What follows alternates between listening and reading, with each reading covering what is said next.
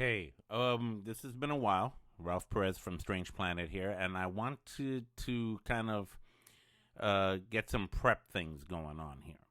As you all know, we're just a few days away from the rise of Skywalker, the release of Episode 9, the end of the Skywalker saga, to be released in theaters everywhere. And I was, with all the stuff that's happened, in the last few years, the controversies, the Disney, The Last Jedi, we all know what happened there.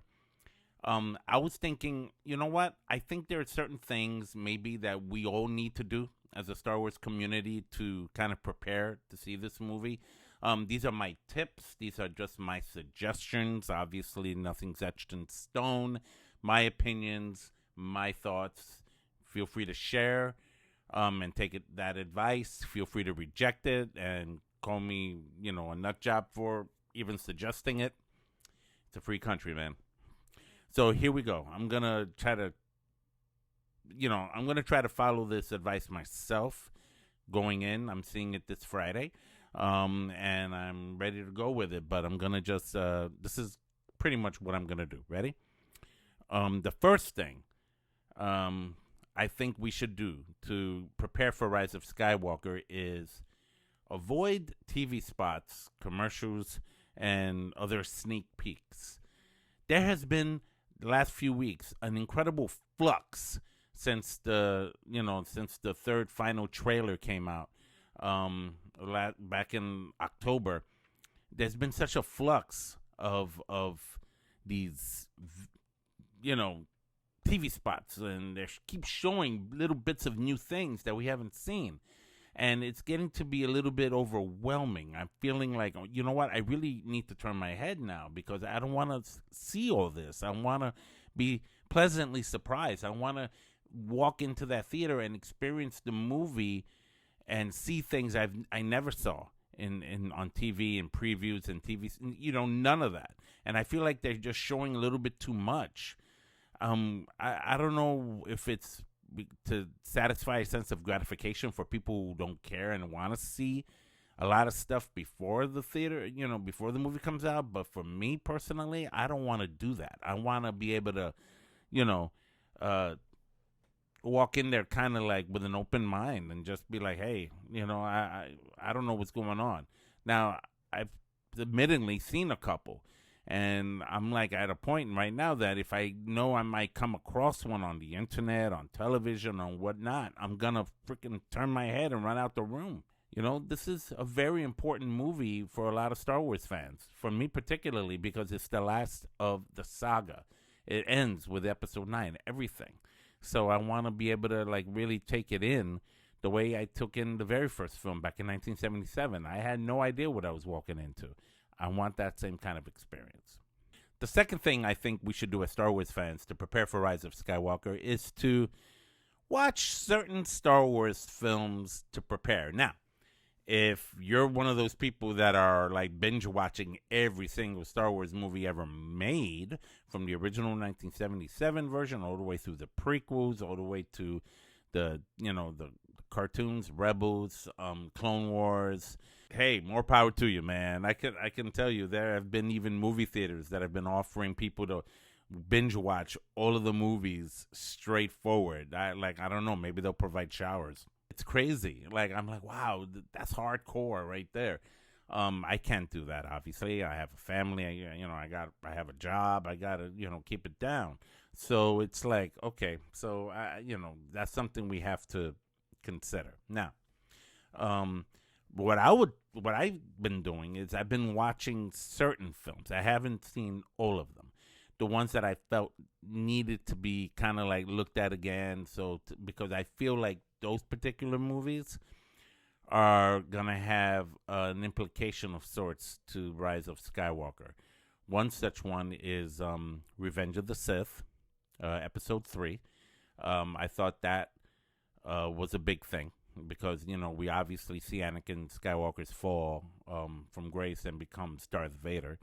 I'm thinking also about Return of the Jedi, when we see Darth Vader's redemption, when he saved his son Luke and he killed Palpatine. Now we all know Palpatine's back, so to see him throw him down that Death Star shaft, you have to watch that and just be like, okay, I know they weren't thinking this far ahead, but how? I'm so wondering. That's the big mystery. How did they bring him back? The other movie I would really, I saw and I'm like, you know what? Maybe we all should really just try to watch this, as much as it hurt. Was the last film, The Last Jedi, Episode 8. A couple years ago when this movie came out, a lot of people were disappointed. I was one of them. As I kept on watching the film again and again and again over the last couple years, I really started to understand more or less where Rian Johnson was trying to get at. I just think his delivery was poor. I liked a lot of callbacks, and there was nostalgic moments for older fans like myself. But at the same time, to try to take away, the enigma or the vision of who Luke Skywalker has always been and meant to us throughout all the films, it felt downplayed, and I think we all shared that.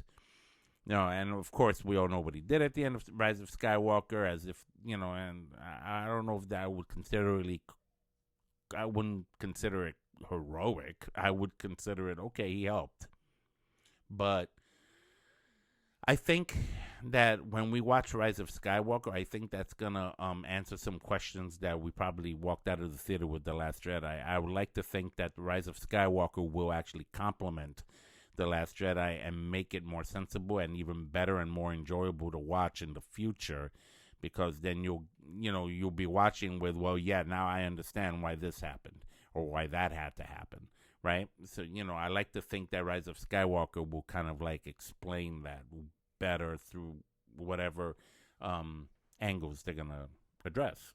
The third thing I think we should do with Rise of Skywalker as we prepare for it is, look, let's get rid of the Rian Johnson trauma. Okay, look, like I said, we all had problems. There were people that were really having problems with it. There was like petitions going out. Remember that? There were petitions going out to have them redo the movie. I'm like, what? Okay, look, I was upset with it, but you can't do that. That makes no sense. Because look, I think that throughout the years, as Star Wars has continued to grow as a franchise, and new characters and character development and stories and the toys and the marketing and everything, and the movies, which is the main, bread and butter, people just get a little bit too picky. Look, a lot of people weren't happy with Episode 1, okay? A lot of people weren't happy with Episode 2, right? And there were people that weren't happy with Episode 3. I personally enjoyed Episode 3. So a lot of people are not going to like certain things. You can't, the main point I'm making is you can't please everybody. We can't please everybody. You can't even please me. I can't do it. If I'm going to be disappointed at something, I'm going to be disappointed at something. A lot of people didn't like Solo, a Star Wars story, the movie that came out earlier this year. I happen to like it very much. I enjoyed it very much. So, there's something to that. So I think the best thing to do is to just not think about Rian Johnson anymore. And like I said, if anything, this film may very well help complement and make more sense out of The Last Jedi and make it more enjoyable to watch. Okay? Except for the Canto Bite part. I think that was a complete waste of film. The fourth thing we should do when we walk in to see Rise of Skywalker is keep an open mind. I know that sounds very basic and cliched, but, I think what I'm trying to really say is that when people walk into to any movie, forget for a minute that it's Star Wars, any movie, you want to walk in there with a blank slate in your head, like not knowing what to expect, not knowing what's coming. Couple years, about a year and a half back, I went to see Hereditary in the theater. I really had no idea what kind of a movie that was going to be. I had no idea what it was going to do to me. And it turned out to be a very effective film. I reviewed it. I gave it a horror and coffee review. It was big. It was no joke. So, I think those things are important to consider when walking into something like this. We know that it's the last event, the last film of a saga going back to 1977. So, moving forward, there's going to be new stories, new trilogies, new films, new TV shows, everything. So let's just be focused. The fifth and final advice is to prepare for Rise of Skywalker is expect nothing and enjoy everything. At the end of the story, ladies and gentlemen, this is just a movie. It's just another movie, okay? And it's going to have the spaceships, and it's going to have the lightsabers. It's going to have the Force. It's going to have the dark side, the light side. It's going to have all of the elements put together, which J.J. Abrams, who I trust very much as a director, he's done incredible films throughout the years. I think he's going to really, do something to this that is going to be great. Now, avoid, in my opinion, the theories. YouTube right here has Star Wars theories people that are constantly putting up videos. Some of them put up videos every hour on the hour. Just I don't know why, but God, they really go off the hook. And they're like, oh, this is happening, oh, bad news here, and this is leaked there, and there's a leak there, and Rise of Skywalker is going to reveal who Luke is there and who Rey is there. Stop. Ignore all that, okay? Because one mistake I made, that I admit I made with Rise of Skywalker, is that I drank all of that up. The theories, who is Snoke, who is Rey, who is this, who is that. And then when all these things happened in Rise of Skywalker, I walked out of there like, ugh. It was just a story that I did not expect. It turned out because I put too much expectation to it, right? So that's my thing. That's what I'm trying to say. Expect nothing, enjoy everything. It's a movie. Sit back. If you're a Star Wars fan, you're gonna like this movie based on what we saw in the trailers.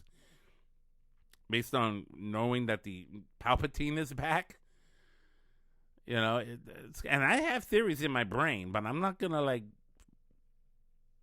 I'm not gonna stew on them. I'm not gonna go nuts. I'm just gonna be like, you know what? I could be completely off on it, so I'm just gonna walk in there and just see what happens.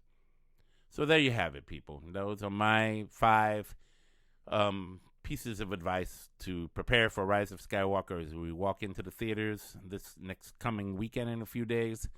This is it, folks. This is it. This is the big thing. I'm going to be reviewing this, co-reviewing with my buddy from Ultra HD Geek, Alex Figueroa.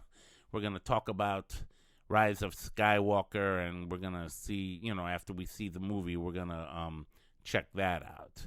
So I'm very excited about that. I'm very excited about the movie. I'm very excited to experience it. What are your thoughts? What tips would you give? Talk to me. Comment below and share with me what you think you would like to contribute to your ideas and thoughts in preparation for Star Wars Episode 9, The Rise of Skywalker. This is Ralph Perez from Strange Planet. Take care.